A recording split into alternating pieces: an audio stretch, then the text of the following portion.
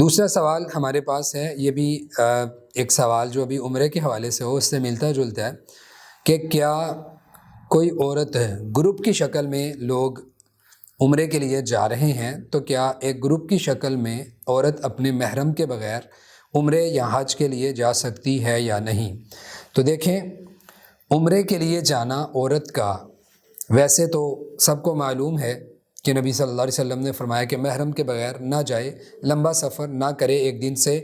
دن یا ایک دن سے زیادہ کی مسافت کا۔ اب اس میں تھوڑا سا مختلف بات یہ ہے کہ ایک گروپ ہے اور اس میں کچھ ایجڈ خواتین بھی ہیں، مرد بھی ہیں، اور وہ ایک گروپ کی شکل میں جا رہے ہیں تو خلوت نہیں رہتی، تنہائی نہیں رہتی۔ جس طرح ایک اکیلا مرد انجان اور ایک اکیلی عورت انجان ہو تو وہ چیز واقعتاً اس میں نہیں رہتی۔ لیکن یہ بات یاد رکھیں کہ گروپ کی شکل میں جائیں یا کسی بھی انداز سے جائیں، اب یہاں سے چلے جائیں تو سفر میں کئی چیزیں ایسی ہوتی ہیں کہ جہاں پر عورت کو اپنے محرم کی ضرورت پڑتی ہے، تو اس میں صرف اتنی رخصت بعض علماء دیتے ہیں کہ اگر کوئی عورت یہاں سے اپنے محرم کے ساتھ ایئرپورٹ تک جائے،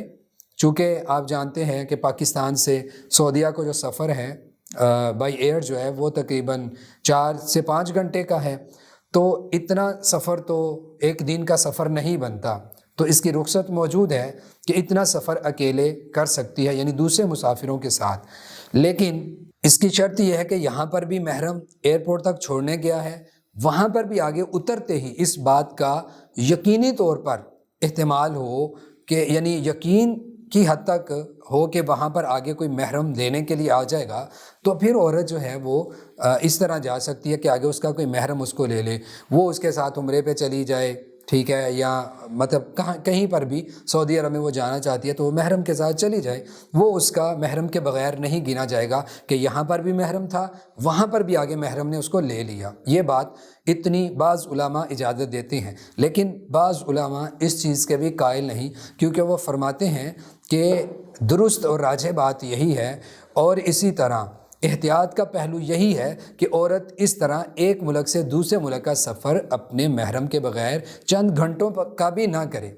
اس میں ایک بڑا معروف واقعہ حافظ شریف صاحب کا ہے، جس میں علامہ البانی سے وہ بیان کرتے ہیں ایک مصری خاتون کا واقعہ کہ جو اپنے محرم کی موجودگی میں ایئرپورٹ تک آئی، پھر آگے اس کا محرم خامد وہاں پر موجود تھا، لیکن اپنے خامد کے پاس پہنچنے سے پہلے یعنی راستے میں ایسے